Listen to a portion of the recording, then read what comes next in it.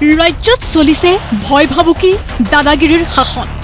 BJP চৰকাৰ আৰু মুখ্যমন্ত্ৰী ডক্টৰ হিমন্ত বিশ্ব শৰ্মাৰ বিৰুদ্ধে তেজপুৰত সৰব হল লোকসভাৰ বিৰোধী উপদলপতি তথা সাংসদ গৌৰৱ গগৈ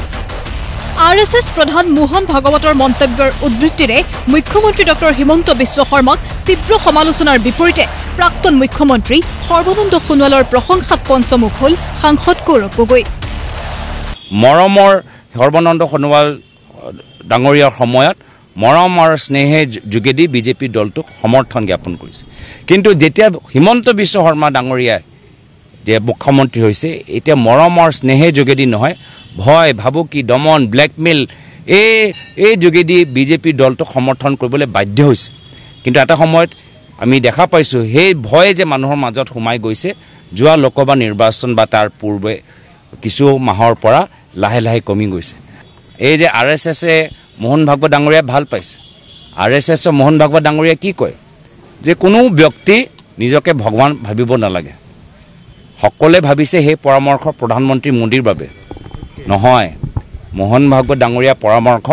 মাত্ৰ প্ৰধানমন্ত্ৰী মোদীৰ বাবে নহয় মুখ্যমন্ত্ৰী হিমন্ত বিশ্ব শৰ্মাৰ বাবেও হয়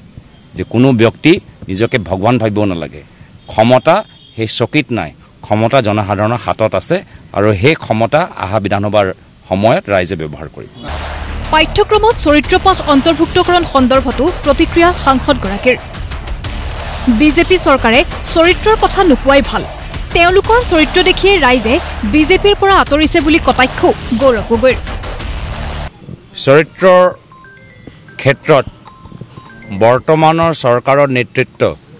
কম কলেহে ভাল হ'ব তেওঁলোকৰ চৰিত্ৰ চাইহে ৰাইজে এতিয়া বিজেপি চৰকাৰৰ পৰা আঁতৰিছে আজি তাৰিখত ৰাইজে জিএছটি দিছে টোল টেক্স দিছে আৰু এটা টেক্স দিবলৈ হৈছে সেয়া হৈছে দাদাগিৰি টেক্স যদি বিজেপি চৰকাৰৰ হেঁচা মতে তেওঁলোকে কাম নকৰে তেওঁলোকে চৰকাৰী আঁচনি গুচি যায় যদি তেওঁলোকে বিজেপি দলৰ সদস্য নহয় তেতিয়া তেওঁলোকৰ অৰুণোদয় আঁচনি গুচি যায় তো সেইকাৰণে অসমৰ জনসাধাৰণে এই ধৰণৰ দাদাগিৰি আৰু গ্ৰহণ নকৰে আৰু সহ্য নকৰে ইনকাম টেক্স টোল টেক্স জিএছটিৰ উপৰিও অসমৰ ৰাইজে এতিয়া দিবলগীয়া হৈছে দাদাগিৰি টেক্স